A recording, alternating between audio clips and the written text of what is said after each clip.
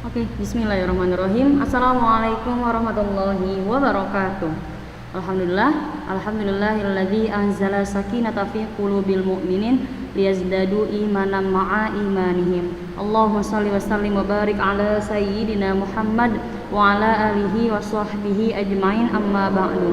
Alhamdulillah, pada kesempatan pagi hari yang cerah ini, mari bersama-sama kita mulai pembelajaran bahasa Arab kelas 7 pada materi mubtada khobar. Sebelum itu, mari bersama-sama kita baca suratul Fatihah dengan harapan semoga Allah memberikan kemudahan, Allah memberikan kelancaran, dan juga Allah memberikan kepahaman untuk kita dalam memahami materi ini. Ala hadhihi niyyah wa ala kulli niyyatin sholihah wa ila hadratin Nabil Mustafa Sayyidina Muhammad sallallahu alaihi wasallam. Al-Fatihah.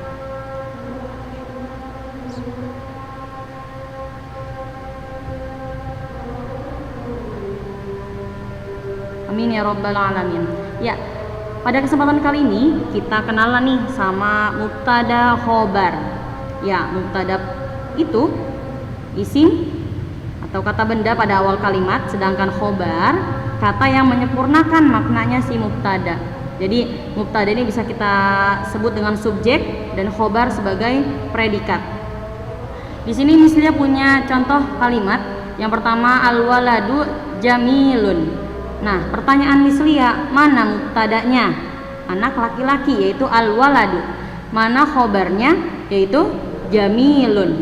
Nah, di sini teman-teman jelas, isim atau kata benda atau pelakunya, subjeknya adalah al-waladu, anak laki-laki. Keterangannya, nah dari si al-waladu ini apa? Jamilun. Jadi teman-teman jangan ketukar ya. Mana mubtada, mana khobar. Lanjut. Di sini saya kasih tahu tanda-tanda mubtada khobar. Nah, kalau mubtada itu harus isim atau kata benda, bisa nama orang juga. Lanjut, mubtada juga harus isim ma'rifat, yang mana dia didahului dengan alif lam. Dan mubtada ini posisinya berada di awal. Kalau khobar bagaimana, Miss? Kalau khobar dia itu harus isim nakiroh. Nah, isim nakiroh ini adalah yang mana dia tidak didahului dengan alif lam. Nah, ketika tidak didahului dengan alif lam, otomatis dia berharokat tanwin di akhirnya. Jadi mohon diingat baik-baik tanda-tanda dari mubtada khobar yang ada pada slide ini. Kita lanjut. Di sini misalnya contohin lagi. Nih, kita lihat al-waladu. Lihat, mubtadanya ada alif lam ya. Ya, betul, ma'rifat ini namanya. Dan khobarnya kita lihat di sini. Khobarnya tidak didahului dengan alif lam dan harokat terakhirnya di sini adalah tanwin. Dibacanya bagaimana mislia? Mari bersama-sama kita baca al-waladu solihun, yaitu artinya anak laki-laki, yaitu soleh. Ya, di sini yang harus kita sama-sama perhatikan terkait mubtada khobar. Yang pertama, mubtada khobar harus sama jenis. Maksudnya bagaimana mislia? Sama-sama kita sudah belajar. Sama jenis di sini ada mudzakkar dan ada muannas. Kalau mubtadanya mudzakkar, maka khobarnya juga harus mudzakkar. Kalau misalnya mubtadanya muannas, khobarnya juga harus muannas. Jumlah di sini harus sama jumlah. Maksudnya bagaimana, Miss? Harus sama jumlah, yaitu ada jumlah 1, jumlahnya 2 orang atau 3 orang. Dan yang terakhir, mubtada harus ma'rifat, khobar harus nakiroh ya. Ingat, ma'rifat ada alif lam, khobar nih harus nakiroh. Jadi tidak boleh ada alif lamnya. Nih, teman-teman mohon perhatikan baik-baik. Nih, di sini misalnya kasih tahu untuk mubtada khobar yang harus sama jenis. Perhatikan. Mubtada al-waladu solihun. Al-waladu tadi artinya apa? Anak laki-laki. Solihun itu soleh. Sudah sesuai ya? Di sini bentuknya mudzakkar. Nah, mubtadanya mudzakkar, khobarnya juga mudzakkar, tidak diakhiri dengan tak marbutoh. Lanjut.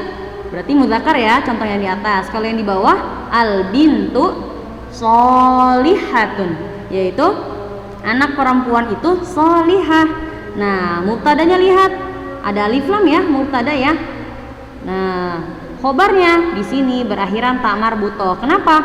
Karena mubtadanya muannas, khobarnya juga harus muannas. Nah, lanjut nih. Mubtada khobar harus sama jumlahnya. Kita lihat di sini. Al waladu solihun, seorang anak laki-laki itu soleh. Perhatikan deh. Khobarnya mufrad, jumlahnya 1. Khobarnya juga mufrad. Kalau misalnya ini mubtada harus ma'rifat dan khobar harus nakiroh. Perhatikan, mubtada ada alif lam ya, al waladu, ada alif lam di awal, ma'rifat. Khobar nakiroh, tidak ada alif lam, harokat terakhirnya wajib tanwin, solihun. Sudah sesuai insyaallah ya, sudah bisa lingkarin. Lanjut, al bintu, mubtada itu artinya anak perempuan, solihatun itu solihah. Perhatikan, pada khobar dia tidak didahului dengan alif lam, namun harokat terakhir yang menjadi tanwin. Ini bentuk dari mubtada khobar harus ma'rifat. Mubtadanya harus ma'rifat, ada alif lam. Khobarnya tidak boleh ada alif lam. Ini perhatian, mubtada khobar itu berbeda dengan naat man'ut ya. Maksudnya gimana nih, sekilas saja, karena naat man'ut insyaallah akan kita jumpai di di kelas 9 nanti. Nih, perhatikan kalau naat man'ut itu harus sama kedua-duanya antara naat dan man'ut. Tapi kalau misalnya mubtada khobar, mubtadanya ada alif lam, khobarnya tidak didahului dengan alif lam. Mari sama-sama kita latihan yuk Neng. Nih, titik-titik nazifun, cari mubtada kira-kira yang muzakkar.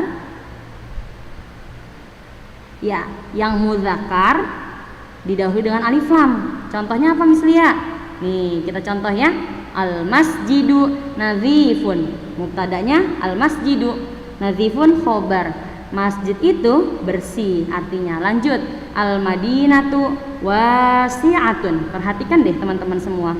Al Madinah itu bisa dikatakan dengan semacam al Madinah, kayak kampung lah gitu ya. Wasi'atun itu luas.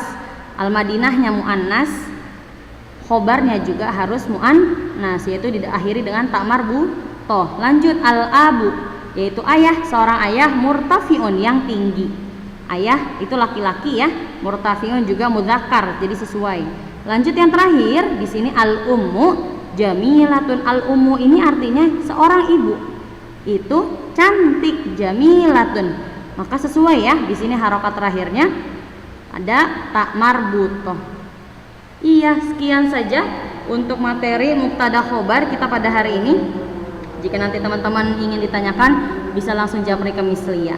Oke, sekian dari saya. Wabillahi taufiq wal hidayah. Wassalamualaikum warahmatullahi wabarakatuh.